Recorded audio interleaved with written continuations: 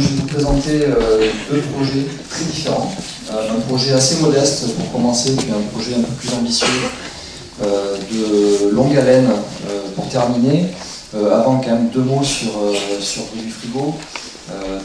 C'est une structure, c'est une association qui existe depuis une vingtaine d'années, qui a été créée donc, par des étudiants, en partie par des étudiants en architecture qui ne trouvaient pas leur compte dans l'enseignement de l'architecture et qui ont essayé de chercher des voies alternatives, des manières différentes d'exercer leur métier d'architecte à une époque où les questions de démarche participative étaient assez inexistantes. Donc on était au milieu des années 90, il n'y avait pas de terrain de travail, pas peu de terrain de projet, pas de culture de ces questions-là. On est une équipe de 5 personnes, on est basé à Bordeaux, profil assez varié, architecte, médiateur, artiste, etc.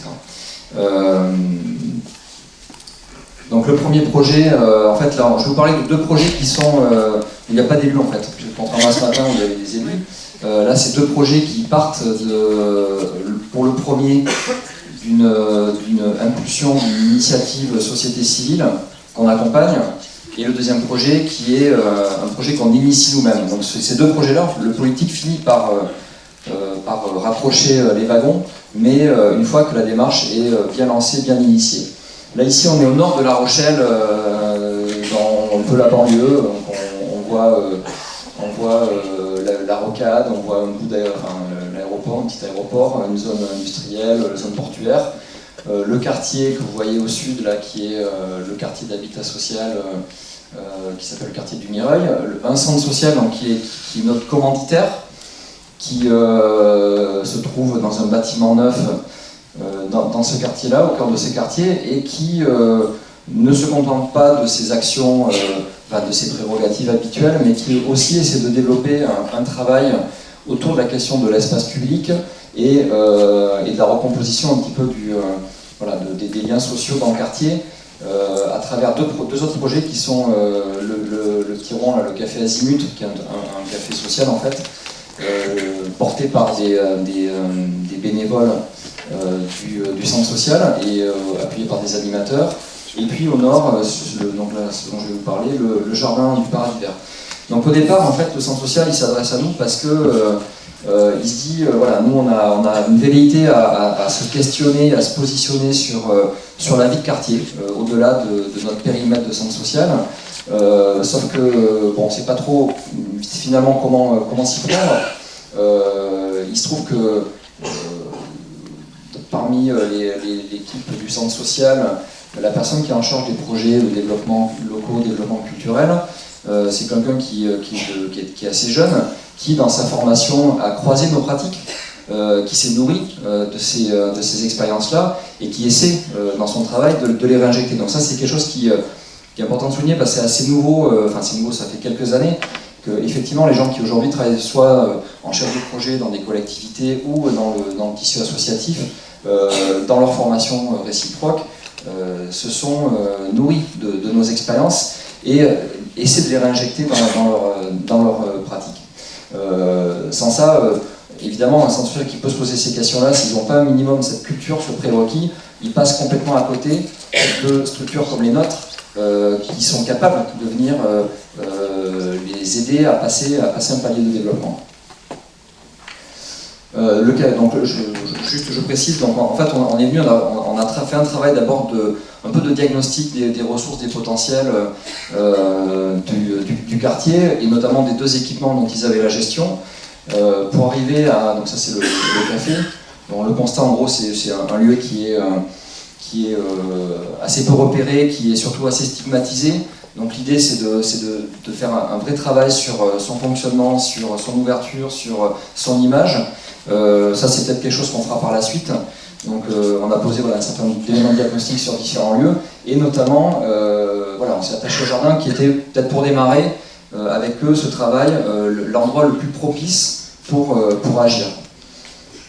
Donc voilà un petit peu le jardin. Donc en fait c'est un jardin qui est à la fois un jardin d'insertion, un jardin familial qui est lui-même au milieu d'une zone de jardin ouvrier assez traditionnel, où c'est, bon, les gens ont leur parcelle, leur petite cabane, il n'y a pas forcément de relation entre les jardiniers, c'est vraiment du jardinage, de la parcellisation assez classique. Et puis au cœur de ça, donc voilà, ce jardin social, à la fois avec des gens qui sont en insertion, avec des situations parfois très lourdes, et puis des petites parcelles, des micro-parcelles, qui sont jardinées par des familles de manière un peu autonome. Voilà, et puis des tentatives de petits espaces de convivialité, de briques et de broc. Voilà, donc en gros, ce que nous on pressent, on perçoit dans ce lieu quand on le visite, quand on rencontre un peu les gens, c'est son potentiel d'espace public. On a certes un lieu qui a une vocation de jardin potager en premier lieu, mais qui en fait génère aussi, fait venir d'autres types de populations qui ne sont pas là pour jardiner, qui viennent simplement profiter de ce coin de verdure à proximité du quartier. Et, sauf qu'en fait, voilà, il n'y a pas d'équipement, il n'y a pas d'infrastructure, il n'y a pas de choses pour se poser. Voilà, donc on voit ce genre de choses. Hein. Il y a une serre, il y a un poulailler, enfin, il y a d'autres équipements. Là, c'est le seul bâtiment en dur où on a une local pour ranger les outils et puis le vestiaire. Voilà. Et puis un petit coin où ils prennent le café. Notamment, il y a les assistantes maternelles, il y a les crèches qui viennent au jardin. Voilà, il y a des jeunes qui commencent, des ados qui commencent à se dire, bah voilà, c'est cool, on a un petit coin de verdure vraiment tout au pied de la cité. Voilà, donc un faisceau de gens qui ont un intérêt à cet espace qui, pour l'instant, reste un espace de jardinage, mais qui a le potentiel pour devenir un espace public.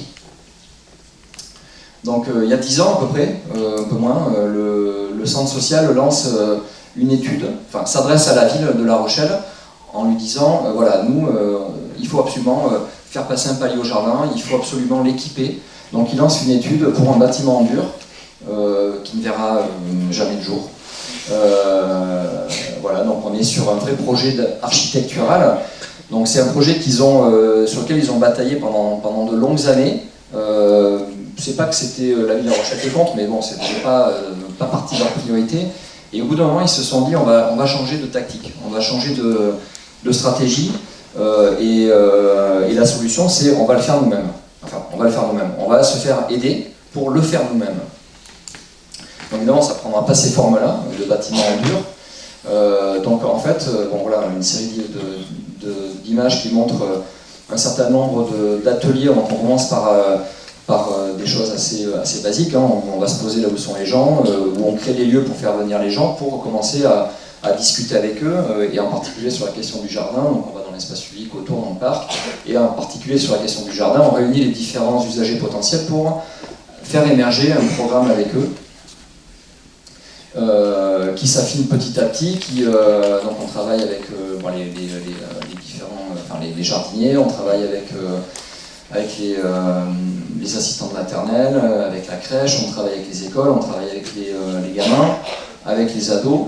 Et voilà, on fait un travail de synthèse, de compilation de tout ça, qu'on présente aux habitants, et petit à petit, donc sur un processus qui va durer à peu près 8 mois, 7 mois, à partir du moment où on est sollicité, et puis au moment où le projet se concrétise,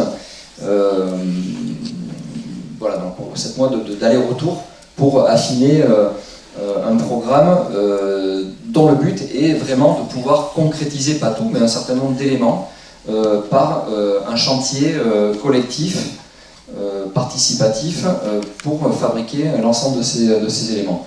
Bon, la question de la convivialité, on l'a abordé ce matin, évidemment, elle est au cœur de tout ça, parce que il est clair que dans toutes ces démarches-là, il y a toujours deux enjeux. Il y a un enjeu premier qui est toujours celui qui est l'objet de la commande, enfin, quand c'est dans le cadre d'une commande publique, politique, qui est de créer une démarche participative pour nourrir un projet urbain. Mais il y a toujours un enjeu un peu masqué, qui est celui, enfin, qui sont plus des enjeux sociétaux, où l'idée c'est, à travers ces démarches-là, de redonner aussi confiance aux gens dans leur capacité à porter collectivement une parole, dans leur capacité à s'organiser pour porter des projets ensemble, et que voilà, cette dimension d'émancipation, de capacitation, elle passe aussi par ces temps de partage qui sont souvent assez informels. Les vrais temps de travail, d'efficacité de travail dans le travail collectif avec les associations, avec les habitants, se passent en partie dans des temps cadrés, annoncés, formels comme des ateliers, mais en fait surtout dans des temps informels. Donc la question de l'à côté dans l'organisation de ces démarches-là, elle est presque cruciale, enfin elle est cruciale et elle prend presque le devant en tout cas, nous dans nos démarches, où par exemple ce projet-là, on vient résider en fait dans le quartier, donc on prend un appartement et on devient des voisins et on est pendant une semaine, pendant 10 jours, aux côtés des gens. Donc du coup il y a beaucoup de choses qui se passent, d'échanges qui se passent de manière très informelle. Bon, le programme, je ne vais pas forcément rentrer dans les détails, mais les esquisses que ça donne, en gros il y a l'idée d'avoir un espace collectif pour pouvoir se retrouver, se réunir, au quotidien prendre le café entre les jardiniers et également pouvoir organiser des fêtes, des événements publics, des événements collectifs, voilà, différentes fonctionnalités, une petite cuisine d'été. Et puis un espace, c'est là où on sort du cadre purement espace de jardinage, là un espace dédié à la petite enfance, qui est complètement dessiné dans son programme avec la crèche et les assistantes maternelles, voilà, qui est un lieu d'éveil, d'éducation des tout-petits, quoi. Mais aussi utilisé par les un peu plus grands. Et puis voilà, ça c'est ce qui a été dessiné avec les ados, donc une espèce de grand salon, canapé, un peu à l'écart du jardin, pour un petit peu regarder de manière panoptique un petit peu tout ce qui se passe. Et puis des micro-salons qui ont été pensés avec là vraiment les jardiniers, les familles qui se retrouvent parfois un peu loin dans le jardin, qui ont besoin d'avoir un espace pour se poser, être à l'ombre, à l'abri de la pluie, etc. Bon, ça c'est un peu rébarbatif, c'est juste pour dire qu'il y a un gros travail quand même sur un chantier collectif, en tout cas celui-ci qui a impliqué quasiment 40 personnes par jour pendant 10 jours. Il y a un gros travail d'organisation des tâches, une répartition des tâches, en fonction aussi des envies et puis des capacités de chacun. Donc, petite parenthèse, évidemment, on est sur un projet où on agit sur l'espace public, puisque c'est l'espace ce terrain appartient à la ville de La Rochelle. Donc il faut à un moment, même si c'est une démarche qui est impulsée par le centre social d'équipement du jardin, il faut le présenter aux élus. L'idée, c'est évidemment que la ville soit associée à toute cette démarche et qu'elle ne découvre pas ce qui va être réalisé. Bon, là c'est là où ça devient un peu compliqué, même s'ils sont au courant et qu'ils financent en partie de manière indirecte par des subventions le centre social. On leur présente le projet et puis on leur dit voilà, nous on n'a pas besoin de grand chose, on a juste besoin d'avoir des fondations, des raccordements électriques et des raccordements en eau. Et c'est là où on commence à rencontrer des difficultés parce qu'ils remettent en question la légitimité du centre social à se saisir de ce type de questions-là et à décider d'autoconstruire leur propre équipement en disant ça c'est pas votre compétence, c'est la nôtre. Sauf que le centre social lui dit mais vous ça fait 10 ans qu'on vous demande et qu'on n'a pas de réponse. Des élus qui se questionnent sur du coup qui se sentent bousculés aussi dans leur fonction par rapport à ça. Alors deux qui en particulier s'engagent et nous soutiennent de manière un peu frileuse, mais en tout cas qui sont là. En fait, du coup, on est. Et puis le service technique qui est quand même assez embêté parce qu'en gros, il nous dit ça va pas passer au niveau réglementaire. Donc, en gros, non, vous pouvez pas faire. Donc, on requalifie le projet en mobilier de jardin. Donc, ça demande moins d'autorisation, mais on change pas le projet évidemment. Et puis, de toute manière, la machine est lancée. Donc, de toute manière, on peut pas s'arrêter. On réussit à négocier in extremis la pose de plots par les services de la ville et c'est tout. Voilà. Et donc du coup on continue, on met en place le chantier participatif 10 jours pour construire tous ces éléments. Donc c'est une vraie prouesse humaine, technique, parce qu'on aménage pas loin de, je crois, 150 mètres carrés, 120 mètres carrés d'espace couvert. avec des gens qui sont pas forcément bricoleurs et qu'il faut aussi former sur le tas. Donc là, il y a aussi une prise de risque sur les questions de sécurité, même si on est hyper vigilant et que tous nos constructeurs qui encadrent tout ça sont aussi dans des dispositions de médiation et d'ouverture et de disponibilité vis-à-vis des gens. J'aime bien cette image parce que ça résume un petit peu l'ambiance du chantier et puis le côté complètement un peu foutraque aussi des choses.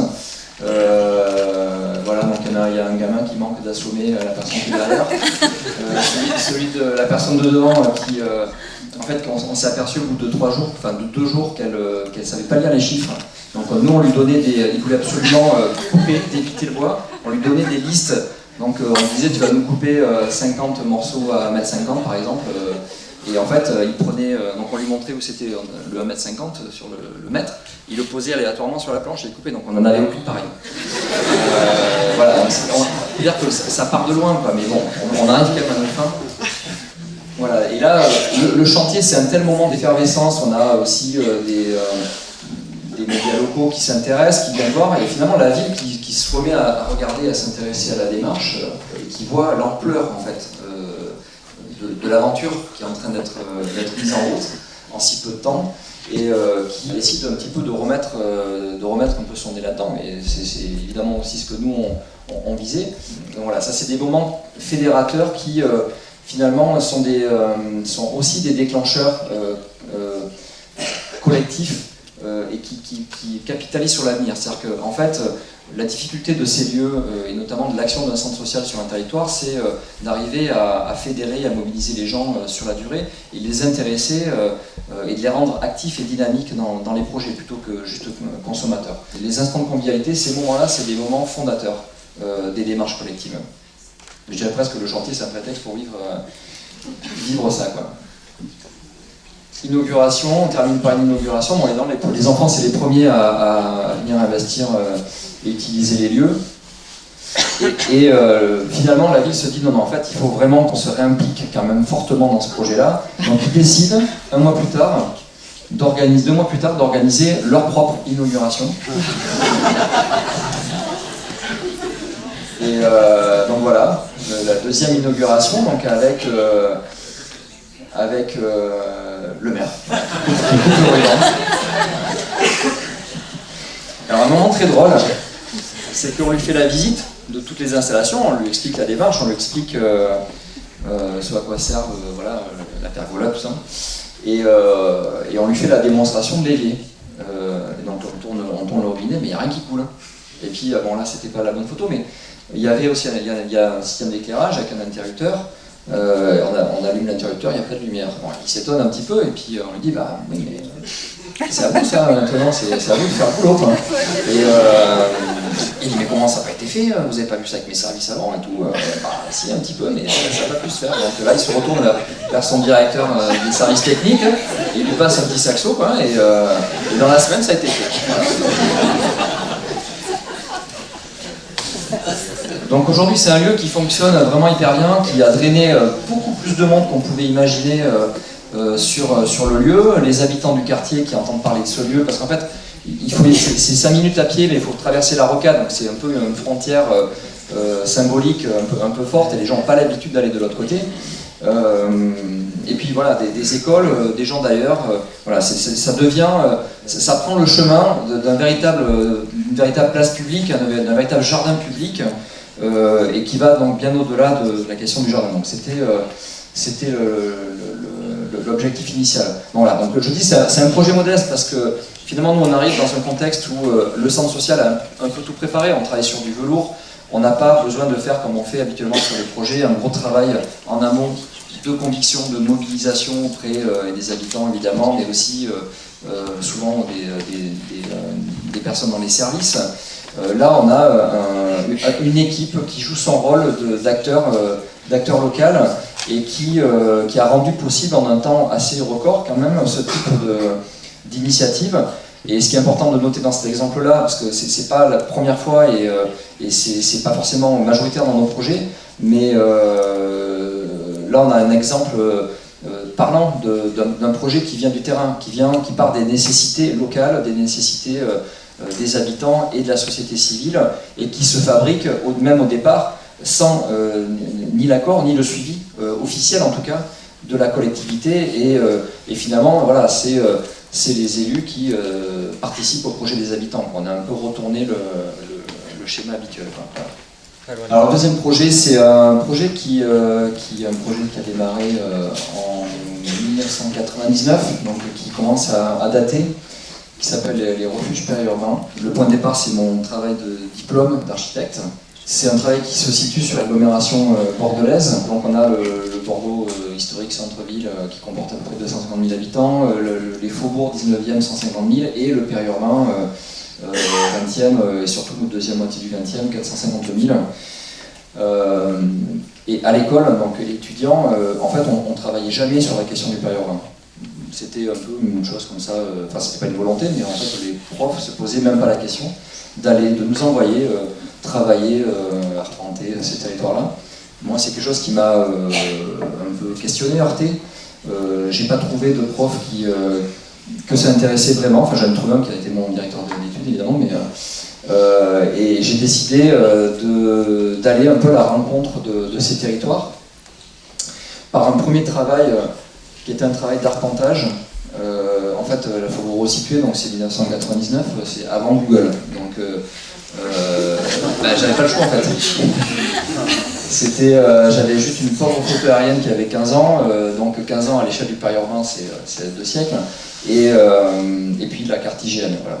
Donc j'ai entrepris un travail un peu à la façon d'un archéologue, j'avais quadrillé le territoire, donc c'est grand, hein, ça fait à peu près 25 km sur 25 km, c'est quand même assez vaste, et je suis parti à pied 3 mois et demi pour cartographier en fait les espaces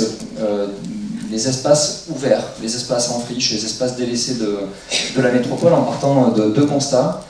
Le premier, alors je vais être assez radical parce que je détaille plus, mais en gros la ville contemporaine elle fabrique plus d'espace public au sens de l'espace public qui structure le tissu urbain, qui relie les espaces, qui est continu, accessible, gratuit. On a cette figure-là qui est une figure de poche, d'enclos, de zone, comme on a une zone d'activité, comme on a une zone pavillonnaire à côté, qui fonctionne selon la même logique avec une entrée, on ressort par l'entrée. Et puis à l'inverse, la figure des espaces délaissés qui dessine une continuité potentielle à travers la ville, en fait une sorte d'envers de la ville. Et donc ma question c'était de proposer ni plus ni moins que de reformater complètement le projet périurbain de la métropole bordelaise. Bon, évidemment, c'était un projet d'étudiant, mais qui m'a donné un certain nombre de pistes sur comment on pouvait avancer sur ces questions-là et expérimenter des choses. Notamment, quand on parle d'espace public, s'il s'agit d'inventer l'espace public périurbain, on doit se poser forcément la question de pour qui et surtout pour quel usage. Et notamment, on est face à un espace public qui est d'une échelle considérable. En gros, hein, si on veut faire le tour à pied de la métropole, il faut 6 jours. Donc on est sur une échelle qui est l'égale d'un GR par exemple, ou de la traversée des Pyrénées, et qui du coup m'a conduit à l'idée que potentiellement l'usage premier évident qu'on pouvait faire de ces territoires, c'était un usage par la marche, donc en gros la randonnée. Évidemment, à l'époque, enfin même encore aujourd'hui, mais quand on dit randonnée périurbaine, ça parle à personne, surtout ça motive personne. Donc j'ai commencé par organiser des randonnées à cette époque-là.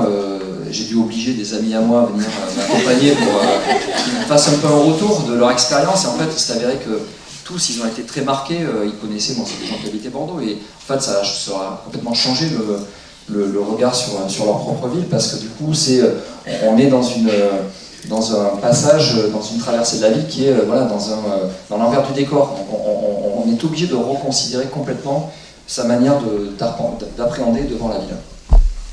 Donc voilà, les randonnées périurbaines, c'est l'activité, le projet associé à celui des refuges. Évidemment, vous avez compris que c'est un projet à 2 têtes, les refuges et les randos.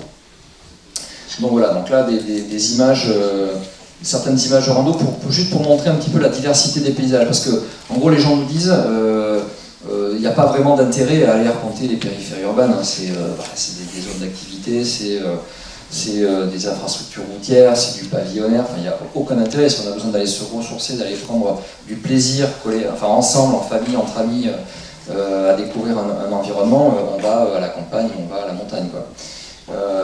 Et moi j'essaie de défendre l'idée que finalement aujourd'hui le nouveau terrain d'aventure, d'exploration, c'est le périurbain, parce qu'il a dans son développement un peu anarchique et un peu consommateur d'espace sécrété une quantité infinie de lieux complètement insoupçonnés et qui deviennent aujourd'hui un peu les nouveaux espaces à explorer.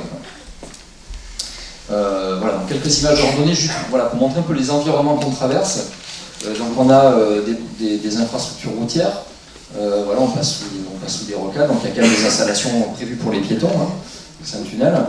Alors c'est un tunnel qui est carrément dans le tablier une passerelle carrément dans le tablier du pont. On traverse les nouveaux écoquartiers, hein, inévitables qu'on voit partout. Des quartiers d'habitat, anciens habitats sociaux.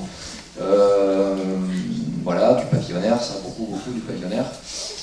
Et ce qui est rigolo, c'est quand on traverse ces territoires-là, notamment le pavillonnaire, je suis en train de faire une carte qui va me prendre plusieurs mois. Je suis en train de repérer sur la métropole, cartographier l'ensemble des petits chemins et des petites venelles, des petits passages piétons qu'il y a dans le pavillonnaire. Ça va. J'ai pas fini, j'en suis à un quart ou un tiers de la carte. J'ai déjà plus de 1000 km à l'échelle d'une ville comme Bordeaux. Alors c'est que des fragments de chemin, hein.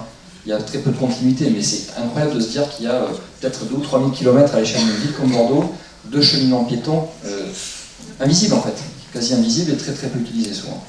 Alors maintenant, je disais, il y a personne qui voulait venir avec nous au début, maintenant on est obligé de se limiter à 100 personnes, parce qu'on a quasiment 200 demandes à chaque fois qu'on fait une randonnée.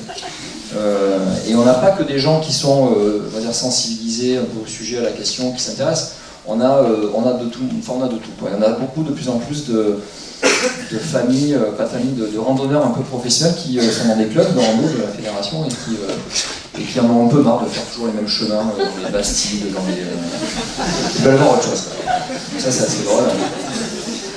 Évidemment, on redécouvre aussi des cours d'eau qu'on ne voit plus parce qu'ils ont été busés, canalisés. Ils sont dans les arrières des zones urbanisées. Mais il y a même des torrents pyrénéens artificiels aussi. C'est un parc à Bordeaux. Quand on me dit c'est quoi une randonnée périurbaine, je dis c'est comme le zapping. Comment regarder le zapping? En fait, on a un enchaînement permanent de situations, d'espaces, d'ambiance visuelle, sonore. Et on est vraiment dans ce que je vous ai montré là, dans ces ambiances-là, quoi. Et ça, c'est tous les 50 mètres, tous les 100 mètres, hein, tous les 200 mètres maximum, quoi. Et c'est vraiment cet enchaînement-là. Et c'est en fait ce qui rend la randonnée extrêmement stimulante. Voilà. Surtout quand on part, les formats qu'on propose, c'est des formats où on part 2 jours. Donc on fait 40 bornes, hein, c'est vraiment de l'exploration, de la vraie rando. On a pu développer ça pendant 10 ans. Il était question aussi d'imaginer tout un tas d'infrastructures qui l'accompagnent. Donc par exemple, évidemment, de la signalétique, du mobilier adapté, des choses comme ça. Il ne suffit pas de dire il y a un territoire potentiel à explorer, allez-y, quoi. De la cartographie, des plans. Évidemment, comme on a le concept entre guillemets des randonnées de haute montagne jalonnées de refuge, on s'est dit on va essayer de transposer, d'adapter ce concept de refuge au milieu périurbain. Même si on a la possibilité à tout le monde de rentrer chez soi parce qu'il y a des bus pas loin ou qu'il y a des hôtels Formule 1 pour dormir, on s'est dit quand même il faut trouver les objets qui vont permettre d'incarner cette pratique et de la rendre désirable, de susciter vraiment l'envie de tout un chacun d'aller arpenter ces territoires. Et en même temps, donc des refuges qu'on voit ici, donc actuellement il y en a 7 qui sont réalisés, il y en a 11 au total, donc 4 en projet encore. Donc il se trouve évidemment à la périphérie de Bordeaux, le long d'un circuit que la métropole a mis en place en parallèle du projet qui s'appelle la boucle verte, donc un chemin qui fait tout le tour de Bordeaux, de la métropole. Il se trouve qu'en 2010, donc en fait notre question c'était de trouver le terrain potentiel pour expérimenter le premier refuge avec l'inconnu qui était de se dire est-ce que ce projet-là, va, correspondre à une envie, un besoin, ou va faire un flop, quoi. Donc là, cette photo elle est assez révélatrice parce que on a en fait, dans le périurbain de manière générale des zones qui se juxtaposent, des zones bâties, des zones non bâties, etc. Là, on a une ancienne carrière, par exemple, qui était une carrière d'extraction de ciment, qui a généré un trou, comme ça, un vaste trou dans la ville. Tout autour, c'est urbanisé. Là où je prends la photo, c'est des tours et des bars qui n'ont pas afflux direct, mais c'est une zone d'habitat collectif. On voit la Neuville-la-Garonne, le pont d'Aquitaine, Bordeaux-Nord, la zone industrielle de Bordeaux-Nord au fond. Et on a voilà, cette espèce d'écrin, de nature un peu oubliée, un peu sauvage dans la ville. Et on a ces situations qui se répètent un peu partout. Voilà. L'idée, c'est de venir aussi mettre le focus sur ces endroits-là et de les faire rentrer dans un schéma métropolitain. Et que les gens qui viennent découvrir ce lieu puissent aussi se rendre compte qu'il y a à partir de ce lieu tout un tas de chemins, d'endroits à visiter, à explorer. Donc en fait, les refuges aujourd'hui, ils sont moins des points de chute pour randonneurs éreintés le soir que des portes d'entrée pour découvrir des nouveaux territoires de la métropole. C'est un peu des refuges à l'envers. Donc le premier, le nuage, qui a été fait en collaboration avec Zebra 3, une structure artistique à Bordeaux. Donc dans le cadre d'un événement artistique. Donc ça c'est aussi ce qui a permis de déclencher et de faire la démonstration de la pertinence de ce projet-là. Donc on est dans un cadre événementiel, c'est-à-dire qu'en fait on a eu une autorisation pour l'utiliser 2 jours. Bon, évidemment 2 jours c'était un peu limite, c'était la durée de la biennale artistique sur tout ce territoire-là. Et donc on a après négocié avec le maire pour pouvoir le tester le laisser un mois après l'événement et le tester sur le mois. Et là ça a tout de suite fonctionné. Alors en même temps les gens l'avaient vu parce qu'ils étaient venus voir, ils avaient participé à la biennale, donc c'était pas forcément très révélateur d'un usage, d'une envie potentielle publique. Il a fallu, c'est là où ça a été très compliqué, on a fallu rater le coche, négocier avec le maire de la ville, de pouvoir le réinstaller l'année suivante de manière, sur toute la saison pour vérifier vraiment la pertinence de ce nouvel usage des territoires périurbains. Donc voilà, le maire il a commencé par dire non parce que on dit mais moi je ne vais pas gérer, c'est pas moi qui vais gérer non plus, hein. Moi je ne vais pas gérer, c'est pas légal, comment on fait pour les sanitaires, qui est responsable si jamais il y a un problème, etc. Donc on a listé avec lui tous les problèmes, et puis on a essayé d'apporter une solution à chaque problème. Donc on s'est notamment adjoint les compétences d'un juriste qui nous a défini un cadre juridique spécifique au projet, qui perdure toujours, hein, donc ça c'était en 2010. En gros, très rapidement, hein, on appelle ça des œuvres performatives, c'est-à-dire que c'est des objets, c'est des œuvres qui ne prennent leur statut d'œuvre, leur valeur d'œuvre, que si elles sont performées. En gros, les gens demandent dedans, mais c'est pas dit comme ça. Et les gens qui font la démarche de réserver la nuit en refuge signent une convention qui stipule qu'ils sont en train de faire un acte de performance artistique. Voilà. Il n'y a pas d'eau, pas d'électricité, c'est pas du tout aux normes par exemple d'un hébergement léger de loisirs, de cette réglementation-là. Il y a juste des toilettes sèches qu'on met à disposition à proximité. Voilà, donc là je vous passe en revue les lieux et puis chacun des refuges. Hein. Donc, au départ on était sur une version on les enlève l'hiver. Maintenant on les laisse en permanence, ils sont ouverts 9 mois de l'année. Et surtout le gros changement c'est qu'entre temps, à la suite du succès du premier refuge, donc le nuage, la métropole a commencé à s'intéresser à ce projet-là. Donc c'est un projet, comme je disais, qui a été initié dans le cadre d'une biennale d'art, avec des financements liés à la production d'œuvres dans le cadre de cette biennale. La métropole qui, elle, se questionnait sur l'élargissement de l'offre culturelle, l'offre touristique de la ville de Bordeaux. En gros, Bordeaux, hein, pour résumer, c'est le territoire UNESCO, le Pinard, et après les gens se cassent, ils vont sur la côte. Voilà. Et le périurbain, en gros, tout le monde s'en fout. Et là, la métropole se disait, il y a quand même un certain nombre d'éléments potentiels, touristiques, de développement, et on va essayer de trouver des leviers, des projets pour amener les gens à élargir aussi leur perception de ce qu'est leur ville et à intégrer le périurbain dans l'image qu'ils ont de leur propre ville. Donc évidemment, le président de la métropole de l'époque, avant que Juppé reprenne les rênes, il est venu nous voir et avec lui on a développé ce projet-là. On en a fait 4 de plus, et puis boum, élection, Juppé donc est élu, gagne la métropole et décide de stopper le projet, sauf qu'entre-temps, le projet avait vraiment commencé à prendre un rythme de croisière, les habitants s'étaient appropriés complètement ce projet-là, la presse locale et tout ça, et puis aussi les élus des villes qui avaient des refuges, et notamment des villes de droite, qui disaient mais il est hors de question que le refuge parte, parce que pour nous c'est un atout de valorisation de notre territoire qui est considérable, quoi. Parce que sans ça, on a du mal à exister en fait, et là c'est un élément qui nous fait... qui nous intègre dans une collection, dans une série, et qui nous fait exister dans une cohérence métropolitaine. Donc bon, Juppé finalement il a dit ok, on continue. Non, juste pour dire aujourd'hui, ce projet continue toujours, on est en train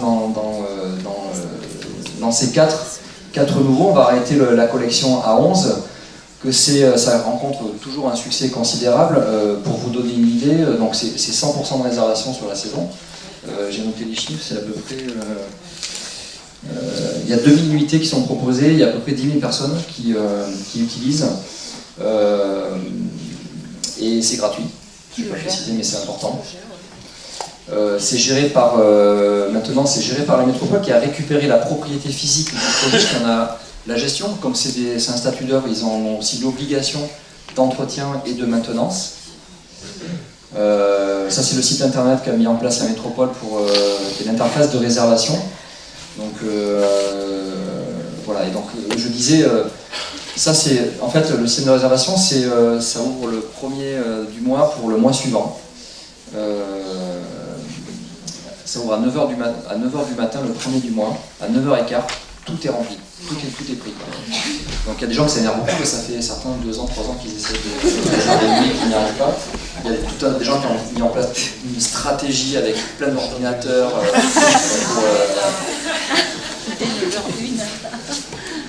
voilà. Bon, je voulais dire plein d'autres trucs, mais j'ai pas le temps. Merci beaucoup.